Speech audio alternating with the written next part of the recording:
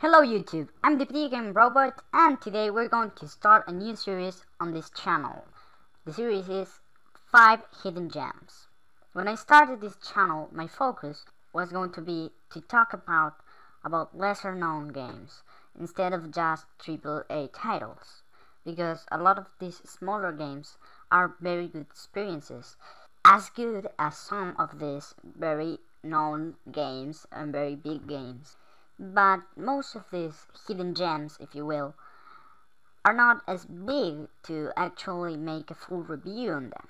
But I realized that they weren't big enough when I reviewed Neverending Nightmares. I made a full review of Neverending Nightmares, and it ruined the game for me. If the video was too long for a very small game, and this made me be a lot more harsh on the game. I enjoyed the game, but in the review I feel like the message I give is that the game is meh. Just meh, not good enough. So I wanted to find a way of talking about these lesser known games without getting too in depth with each one. So here it is, 5 hidden gems, 5 good, smaller, lesser known, overlooked games.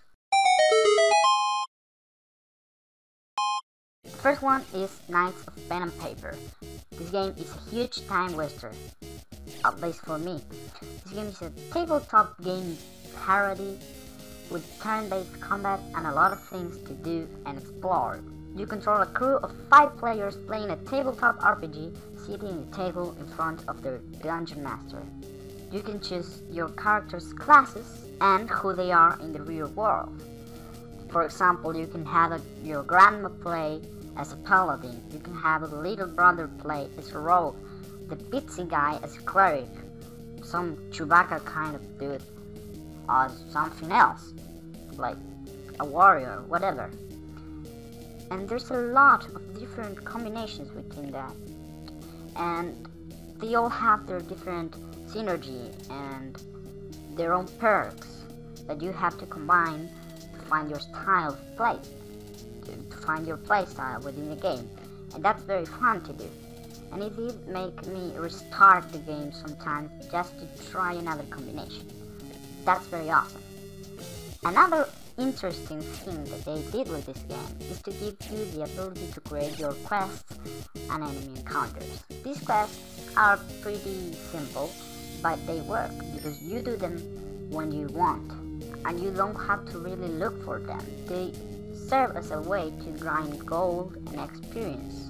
In the matter of enemy encounters, you can create them with monsters from the area you're in, choosing the amount of enemies.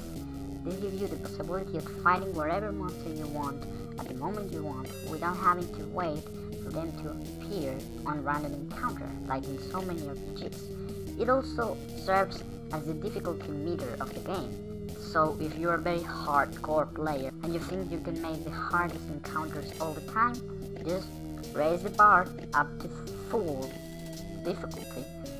And if you just want to breathe through the game easily, just lower the difficulty. I definitely recommend this game to every tabletop player, and also I would recommend this to every turn-based combat lover out there. It's a fun little experience to put some time into.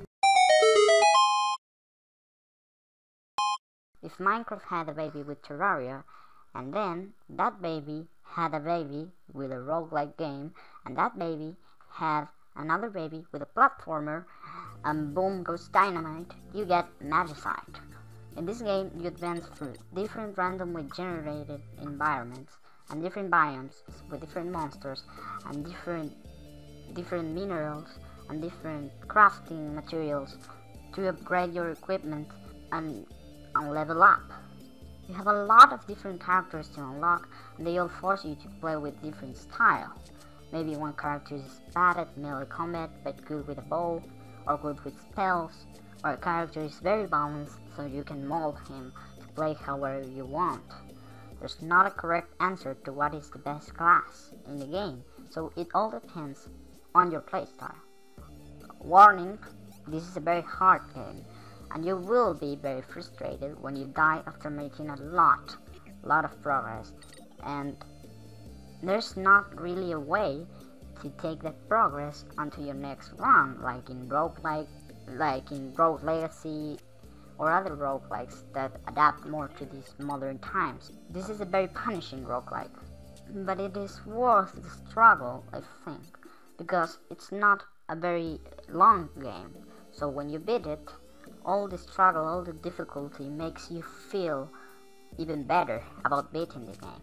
You have that Magicite, a very difficult game, and it was all you. That's the best feeling you can get after beating a game. And considering it has multiplayer with up to 4 players, I think everybody should give it a try.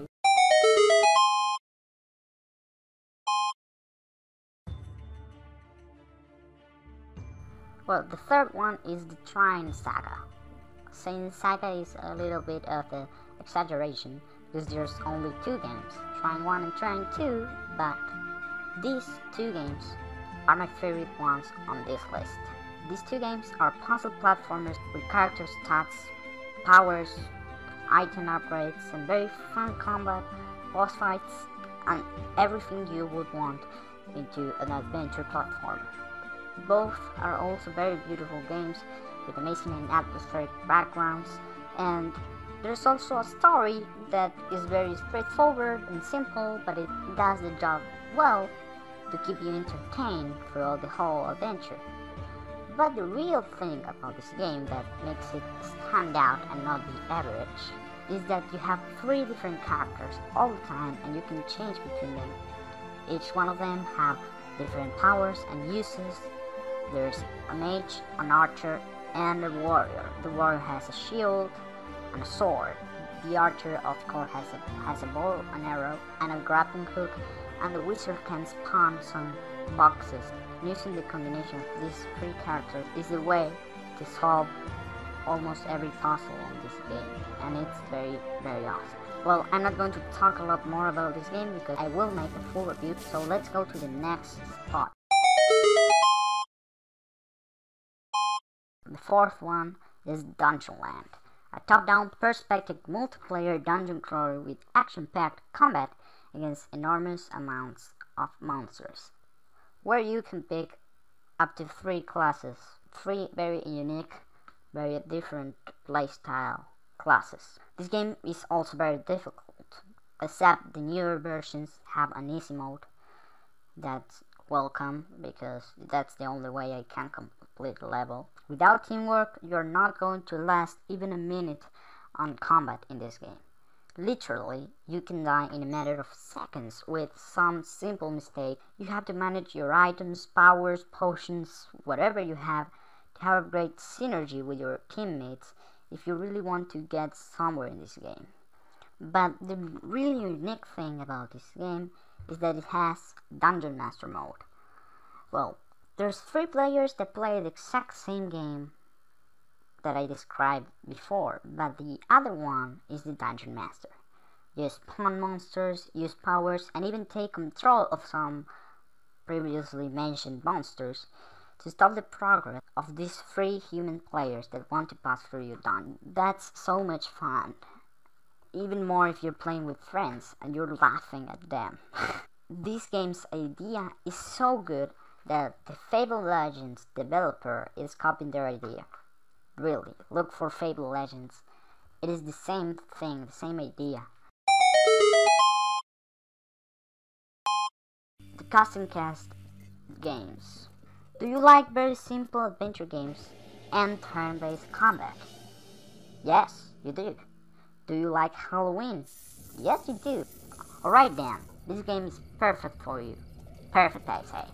You play as 2 siblings that go trick-or-treating for Halloween and find out that some goblins or something like that are planning a master evil plan. I don't really remember the story that much. The point is that they kidnap one of the 2 siblings. To rescue your brother or sister, you have to find other friends around the neighborhood, get candy, defeat monsters, and a lot of different crazy things around this neighborhood, around Halloween. The other main theme in this game is getting new costumes. These costumes transform you whenever you're going to fight in this turn-based combat, and they're awesome. Like the first one is a robot costume that makes you sort of like a transformer, or you can get a Statue of Liberty costume and you fight a turn-based fight with the Statue of Liberty, and they all have their different attacks and all that. There's a lot of different costumes they use, a lot of different powers they have with these costumes, and they're awesome. Some of them even give you abilities outside combat that can help you unlock new places, areas, and complete the game overall. These two games are the perfect way to get in a Halloween feel. This has been my 5 games that I wish people played and didn't overlook so much. So if you see this video, I hope you like this video, and stay in touch if you did, because I'm going to continue this series. I really like to talk about lesser known games, so the people that see this will take them in consideration. This has been all I got to say. I am the Videogame Robot, and bye.